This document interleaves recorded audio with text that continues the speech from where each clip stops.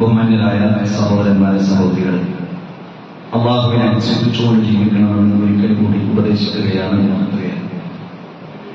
ഇന്നത്തെ നമ്മുടെ ദിവസത്തിന്റെ പ്രത്യേകത ഇന്ത്യ മഹാരാജ്യം അതിന്റെ 79ാം സ്വാതന്ത്ര്യ ദിനം ആഘോഷിക്കുന്ന വളരെ സന്തോഷകരമായ ഒരു സുദിനത്തിലാണ് നമ്മളുള്ളത്. നമ്മുടെ പൂർവികരായ മഹാരഥന്മാരായ നേതാക്കന്മാർ, അതിൽ മുസ്ലിങ്ങളുണ്ട്, ഹൈന്ദവരുണ്ട്, മതമില്ലാത്തവരുണ്ട്, ഇങ്ങനെ വിവിധ മത വിഭാഗത്തിൽപ്പെട്ട വിശ്വാസങ്ങളിൽപ്പെട്ട ആളുകൾ ബ്രിട്ടീഷുകാരുടെ കയ്യിൽ നിന്ന് നിരന്തരമായ പോരാട്ടത്തിലൂടെ നേടിയെടുത്തതാണ് നമ്മുടെ സ്വാതന്ത്ര്യം. ഇന്ത്യ എന്ന് പറയുന്ന രാജ്യത്തിന്റെ ഒരു പ്രത്യേകത, നമ്മുടെ രാജ്യത്തിന് ഒരുപാട് പ്രത്യേകതകളുണ്ട്. നാം വിവിധ രാഷ്ട്രങ്ങളിലൂടെ യാത്ര ചെയ്തു കഴിഞ്ഞാൽ നമ്മുടെ രാജ്യത്തിന്റെ മേന്മ നമുക്ക് മനസ്സിലാകും. നമ്മൾ വെള്ളിയാഴ്ചയുള്ള കുത്തുവ പറയുകയാണ്. നമുക്ക് ആരും ഒരു വിഷയം എഴുതി തന്നിട്ടല്ല നമ്മൾ പറയുന്നത്. നമുക്ക് രാജ്യവിരുദ്ധമല്ലാത്ത മനുഷ്യനന്മക്കായിട്ടുള്ള മുഴുവൻ കാര്യങ്ങളും പരസ്യമായി പ്രബോധനം ചെയ്യാൻ കഴിയുന്ന ഒരു രാജ്യമാണ് നമ്മുടെ രാജ്യം. ജാതിയുടെ, മതത്തിന്റെ, വർഗത്തിന്റെ, വർണ്ണത്തിന്റെ വ്യത്യാസമില്ലാതെ മുഴുവൻ മനുഷ്യരെയും സ്നേഹിക്കാനും അംഗീകരിക്കാനും തെറ്റിദ്ധാരണയില്ലാതെ നോക്കിക്കാണാനും കഴിയുന്ന ഒരു രാജ്യമാണ് നമ്മുടെ രാജ്യം.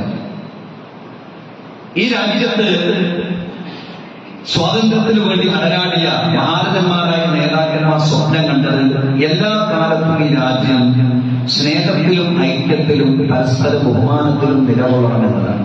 അപ്പോഴേ മുന്നേ ഇന്ത്യയാവുകയോ. 1923 ഡൽഹിയിൽ വെച്ചുകൊണ്ട് നടന്ന ഒരു സമ്മേളനത്തിൽ തന്റെ 35ാമത്തെ വയസ്സിൽ അബുൽ കലാം ആസാദ് നടത്തുന്ന ഒരു പ്രഭാഷണം.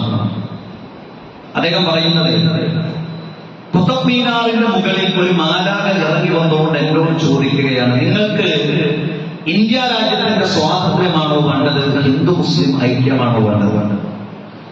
ഞാൻ അതിന് മറുപടി പറയും, ഹിന്ദു മുസ്ലിം ഐക്യം തകർന്നു കഴിഞ്ഞാൽ അത് ഓരോ മനുഷ്യരെയും ബാധിക്കുന്ന ആഘാതമാണ്. അതുകൊണ്ട് ഞങ്ങൾക്ക് വേണ്ടത് മനുഷ്യരിൽ ഐക്യം നിലനിൽക്കുന്ന ഒരു ഇന്ത്യയാണ്. അബുൽ കലാം ആസാദ് അദ്ദേഹത്തിന്റെ 35ാമത്തെ വയസ്സിൽ ഇന്ത്യൻ നാഷണൽ കോൺഗ്രസിന്റെ പ്രസിഡന്റായ ഒരാളാണ്.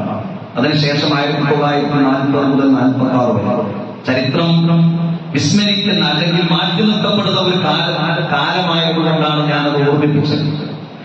എന്ന് മാത്രമല്ല, 1947 ആഗസ്റ്റ് 47 മുതൽ 1958 വരെ 10 വർഷം അദ്ദേഹം ഇന്ത്യ രാജ്യത്തിന്റെ വിദ്യാഭ്യാസ വകുപ്പ് മന്ത്രിയായി.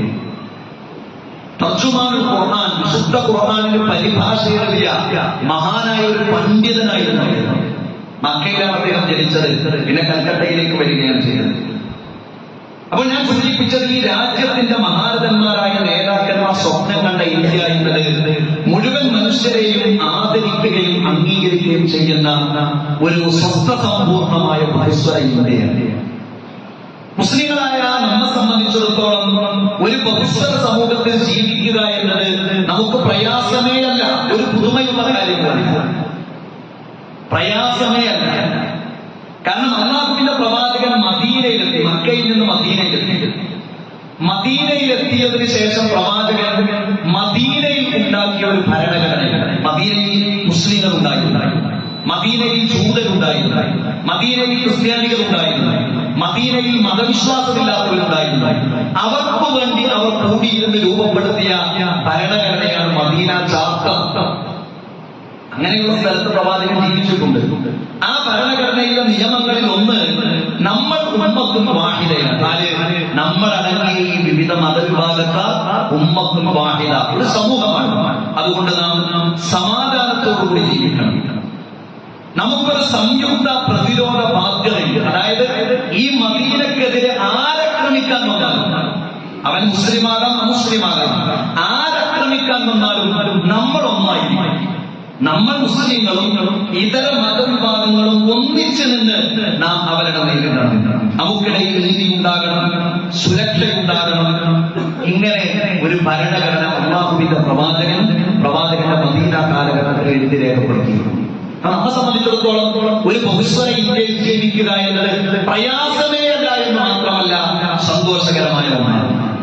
ഈ സന്തോഷകരമായ ഇന്ത്യയെ എല്ലാ കാലത്തും നിലനിർത്താനാണ് ഇന്ത്യയുടെ ഭരണഘടന രൂപപ്പെടുന്നത്. ഇന്ത്യയുടെ ഭരണഘടന എന്നത് മനുഷ്യർ എഴുതപ്പെട്ട ഭരണഘടനയിൽ ഏറ്റവും മികച്ചു നിൽക്കുന്ന ഒരു ഭരണഘടനയാണ്. അതിന്റെ കാരണം ഈ ഭരണഘടന എഴുതി രേഖപ്പെടുത്തിയ ഡോക്ടർ അംബേദ്കറിനെ പോലെയുള്ള മഹാരഥന്മാരായ നേതാക്കന്മാർ, അവരൊക്കെ വളരെ വളരെ അദ്ദേഹം ഒരു ചണ്ടാലനായിരുന്നു, താഴ്ന്ന വിഭാഗത്തിൽപ്പെട്ട ഒരാൾ. അപ്പൊ അദ്ദേഹം വളരെ താഴ്ന്ന വിഭാഗത്തിൽപ്പെട്ട ആളുകളുടെ അവകാശത്തെ കുറിച്ച് പോലും ചിന്തിക്കാൻ അദ്ദേഹത്തിന് സാധിക്കും. അങ്ങനെ എഴുതിപ്പെടുത്തി രേഖപ്പെടുത്തിയ ഭരണഘടനയാണ്. ആ ഭരണഘടനയുടെ ആമുഖം ചില ആളുകളൊക്കെ ഭരണഘടനയെ കുറിച്ച് ചർച്ച ചെയ്തപ്പോൾ പറഞ്ഞു, നമ്മുടെ ഭരണഘടന ദൈവനാമത്തിൽ എന്നാക്കാം. അങ്ങനെ തുടങ്ങാം, ദൈവനാമം. അപ്പൊ അതിൽ അഭിപ്രായപ്പെടാൻ പറ്റില്ല. കാരണം ദൈവത്തിൽ വിശ്വസിക്കാത്ത ആളുകൾക്ക് പിന്നെ ഒരു അവകാശം വരുന്നത്. അങ്ങനെയാണ് നമ്മുടെ ഭരണഘടനയുടെ ആമുഖം, we the people of India, നാം ഇന്ത്യക്കാർ എന്നതാണ് നമ്മുടെ ഭരണഘടനയുടെ തുടക്കം. We the people of India, നാം ഇന്ത്യക്കാർ. നമുക്കതിൽ അഭിമാനം ഉണ്ടാകണം. നാം ഇന്ത്യക്കാർ എന്ന ഒരു സന്ദേശമാണ് നമ്മുടെ ഭരണഘടന എന്ന് മാത്രമാണ്. ഡെമോക്രസി, ജനാധിപത്യം, അതായത് മനുഷ്യരുടെ രാജ്യത്ത് നടക്കുന്ന ജനാധിപത്യ വ്യവസ്ഥ, മനുഷ്യരാൽ നേതാക്കന്മാർ തെരഞ്ഞെടുക്കപ്പെടുന്ന വ്യവസ്ഥ നീതിയുക്തമായിരിക്കണം. അതാണ് ഡെമോക്രസി എന്ന് പറയുന്നത്. സെക്യുലറിസം, മതനിരപേക്ഷത, എല്ലാ മതങ്ങളെയും ആദരിക്കാൻ, അംഗീകരിക്കാൻ, അവരുടെ വിശ്വാസം അനുസരിച്ച് ജീവിക്കാൻ, അത് പ്രബോധനം ചെയ്യാൻ, അത് പ്രബോധനം ചെയ്യുമ്പോൾ അതിനെ സഹിഷ്ണുതയോടുകൂടി കാണാൻ, ആരെയും വെറുക്കാതെ. അത് അവരുടെ വിശ്വാസം, ഇതെന്റെ വിശ്വാസം, അവനത് വിശ്വസിക്കുന്നു, ഞാനത് വിശ്വസിക്കുന്നു, അവനത് പ്രബോധനം ചെയ്യുന്നു, ഞാനിത് പ്രബോധനം ചെയ്യുന്നു, അതിനെ സഹിഷ്ണുതയോടുകൂടി കാണുക. അതാണ് സെക്യുലറിസം, മതനിരപേക്ഷത എന്ന് പറഞ്ഞാൽ.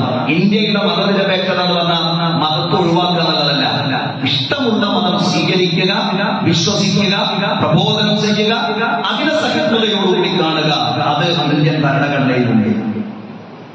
പ്ലൂരാലിറ്റി, ബഹുസ്വരത, എല്ലാവരെയും അംഗീകരിക്കുന്ന സംസ്കാരം, ജസ്റ്റിസ്, നീതി, ലിബർട്ടി, സ്വാതന്ത്ര്യം, നമ്മൾ ഉൾക്കൊണ്ട ആശയം പ്രബോധനം ചെയ്യാനുള്ള സ്വാതന്ത്ര്യം, ഫ്രറ്റേണിറ്റി, സാഹോദര്യം, വളരെ സുന്ദരമായ നാമമാണ്.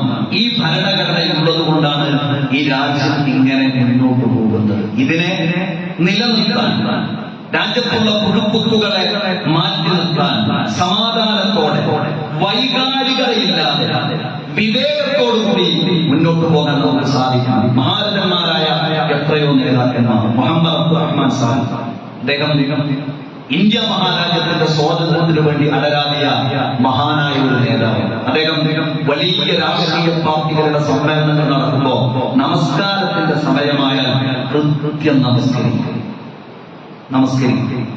അൽ അമീൻ എന്നൊരു പദങ്ങളുണ്ടായിരുന്നു. അതിൽ മുസ്ലിം സമുദായത്തിന് അടിഞ്ഞുകൂടിയ അന്ധവിശ്വാസത്തിനെതിരെ അദ്ദേഹം ലേഖനം എഴുതി. അതേ പത്രത്തിൽ രാജ്യത്തിന്റെ സ്വാതന്ത്ര്യത്തിനു വേണ്ടിയും അദ്ദേഹം ലേഖനം എഴുതി. 1921 കലാപവുമായി ബന്ധപ്പെട്ടുകൊണ്ട് അദ്ദേഹം ദ ഹിന്ദു അടക്കമുള്ള പത്രത്തിലേക്ക് ലേഖനം എഴുതി അയച്ചതിന്റെ പേരിൽ ബ്രിട്ടീഷ് സർക്കാർ അദ്ദേഹത്തെ വിലങ്ങ് വെച്ചു. എന്നിട്ട് അദ്ദേഹത്തെ കോഴിക്കോട് പട്ടാളപ്പള്ളിയുടെ അടുത്തുകൂടെ കൊണ്ടുവന്നു. അദ്ദേഹം പറഞ്ഞ് വിലങ്ങ് കഴിച്ച് എനിക്ക് നിസ്കരിക്കാൻ സമയമായിട്ടില്ല, എനിക്ക് നമസ്കരിക്കാൻ സമയമായിട്ടില്ല. അവർ വിലങ്ങ് കഴിച്ചു കൊടുത്തില്ല. പക്ഷേ അദ്ദേഹത്തെ കുറിച്ച് പറയുന്നത് വെള്ളം വേണമെന്ന് പറയാൻ പോലും ആരോഗ്യമില്ലാതിരുന്ന ഒരു സമയത്ത് ബാങ്ക് കൊടുത്തപ്പോ നിസ്കരിക്കാൻ വേണ്ടി അദ്ദേഹം തയ്യാറായി. എന്നിട്ട് അദ്ദേഹം പോയി നമസ്കരിച്ചു. ബെല്ലാരി ജയിലിൽ അദ്ദേഹത്തെ അറസ്റ്റ് ചെയ്താൽ അദ്ദേഹം മുട്ടിന് താഴെ ട്രൗസർ നമസ്കരിക്കാൻ അനുവദിച്ചു കിട്ടാൻ വേണ്ടി അവിടെ നിരാഹാരം കിടന്നു. അപ്പൊ നല്ല മതവിശ്വാസിയാണ്. എത്ര മാന്യമായിട്ടാണ് ഒരു സമൂഹത്തിൽ ജീവിച്ചത്. കേരളത്തിന്റെ വളരെ പ്രശസ്തനായ ഇടശ്ശേരി എന്ന ഒരു കവിയും മുഹമ്മദ് അബ്ദുറഹ്മാൻ സാഹിബ് അവസാനം മുക്കത്ത് വെച്ചുകൊണ്ടാണ് അദ്ദേഹത്തിന്റെ അവസാനത്തെ പ്രസംഗം. രണ്ട് കാര്യങ്ങളാണ്. ഒന്ന്, മുസ്ലിം സമുദായത്തിലെ ഈ അന്ധവിശ്വാസങ്ങളെ കുറിച്ച് അദ്ദേഹം സൂചിപ്പിച്ചു. മറ്റൊന്ന്, ഹിന്ദു മുസ്ലിം ഐക്യത്തെ കുറിച്ച് അദ്ദേഹം സൂചിപ്പിച്ചു. അവിടുന്ന് പോകുമ്പോഴാണ് 47ാമത്തെ വയസ്സിൽ അദ്ദേഹം മരിക്കുന്നത്. അദ്ദേഹത്തെ കുറിച്ച് മുസ്ലിം അല്ലാത്തൊരു കവി എഴുതിയത്, കന്നിവെള്ളക്കാവ് പോലെ കേരളത്തിൽ നീളെ കതിർച്ചൊരിയും നീ ചൈത്രയാത്ര ഞങ്ങൾ ഉറുകാലെ മുക്തമഴിയോട് നിന്നും മുക്കമെത്തുവോളം മുക്തമാകും ചൈത്രയാത്ര ഞങ്ങൾ പോകാതെ നല്ല മനുഷ്യനായിട്ട് നല്ല മതവിശ്വാസ അതോടൊപ്പം നല്ല ഒരു സാമൂഹ്യ പ്രവർത്തനം. അപ്പോ ഈ രാജ്യത്തിന്റെ സ്വാതന്ത്ര്യത്തിന്റെ ഈ ഘട്ടത്തിൽ ഒരു മുസ്ലിമായി മാന്യനായ എല്ലാവരെയും ബഹുമാനിക്കുന്ന എല്ലാവരെയും ആദരിക്കുന്ന ഒരു മുസ്ലിം എന്ന് പറഞ്ഞാൽ പ്രത്യേകിച്ച് മതത്തിന്റെ രൂപവും ഭാവവും മതചിഹ്നങ്ങളും മതവിശ്വാസങ്ങളും കൊണ്ട് നടക്കുന്നവർ സ്വഭാവ തലത്തിൽ അയൽവാസികളോട് കുടുംബത്തോട് ഇതര മതസ്ഥരോട് ഒക്കെ മോശം സ്വഭാവമായി കഴിഞ്ഞാൽ അവരിൽ മതത്തെയാണ് കൊടുക്കുക. കാരണം എന്താ? മതത്തിന്റെ അടയാളങ്ങളുണ്ട്, മതത്തിന്റെ ചിഹ്നങ്ങളുണ്ട്, മതത്തിന്റെ അഭിപ്രായം സ്വഭാവം ഒന്നിനും പറ്റില്ല. വെറുതെ ആളുകൾ കൊടുക്കുക. അത് ഇസ്ലാമിലില്ല. ഖുർആൻ തന്നെ പറഞ്ഞത് ലാ യൻഹാകുല്ലാഹു അനിൽ ലദീന ലം യുഖാതിലൂകും ഫിദ്ദീനി വലം യുഖ്രിജൂകും മിൻ ദിയാരിഹിം. നിങ്ങളുടെ വീട്ടിൽ നിന്ന് പുറത്താക്കാത്തവർ, നിങ്ങളോടുമായി യുദ്ധം ചെയ്യാത്തവർ, അങ്ങനെയുള്ള ആളുകൾക്ക് നിങ്ങൾ അവർക്ക് പുണ്യം ചെയ്യണം, അവരോട് നിങ്ങൾ നീതിയുക്തമായി നിൽക്കണം. അള്ളാഹു അങ്ങനെയുള്ള ആളുകളോടാണ് ഇഷ്ടപ്പെടുന്നത്. നമ്മൾ അങ്ങനെയാണ്. അതുകൊണ്ടാണ് ഈ രാജ്യത്തിന് മുന്നോട്ട് പോകുന്നത്. എല്ലാ തിന്മക്കും തിന്മ എന്നതല്ല, നന്മയും തിന്മയും സമമാകുകയില്ല എന്നാണ് ഖുർആൻ പറഞ്ഞത്. തിന്മയെ നീ നന്മ കൊണ്ട് നേരിടുക. അങ്ങനെയെങ്കിൽ നിങ്ങൾക്കും ശത്രുവിനുമിടയിൽ അവൻ നിന്റെ ഉറ്റമിത്രമായി തീരുന്നു. അപ്പൊ വൈകാരികത കൊണ്ട് ലോകത്ത് ഒരു സംഗതി നടക്കണം. വിവേകമാണ്, സമാധാനമുള്ള ജീവിതം, യുക്തമായ ജീവിതം, വിവേകത്തോടുകൂടിയുള്ള മുന്നേറ്റം. അങ്ങനെ ഈ രാജ്യത്തിന്റെ സ്വാതന്ത്ര്യം എന്നത് നമ്മുടേത് കൂടിയാണ്, ഇന്ത്യക്കാരുടേതാണ്. ഇതിനെ നമ്മൾ സന്തോഷിക്കണം. രാജ്യത്തിന്റെ സ്വാതന്ത്ര്യത്തിൽ നാം സന്തോഷിക്കണം. ഞാനൊരു ഇന്ത്യക്കാരനാണ് എന്ന് പറയുന്നതിൽ നാം അഭിമാനിക്കണം. അങ്ങനെ ഈ സ്വാതന്ത്ര്യത്തെ ഉപയോഗപ്പെടുത്താൻ നമുക്ക് സാധിക്കണം. അല്ലാഹു സുബ്ഹാനഹു വ തആല നമ്മെ അനുഗ്രഹിക്കുമാറാകട്ടെ. മനുഷ്യരെന്ന നിലക്ക് നമ്മുടെ ജീവിതത്തിൽ അറിഞ്ഞും അറിയാതെയും അബദ്ധവശാലും സംഭവിച്ചു പോയ പാപങ്ങൾ റഹ്മാനും റഹീമുമായ റബ്ബേ ഞങ്ങൾക്ക് നീ പുറത്തു മാപ്പാക്കി തരണം. റഹ്മാനെ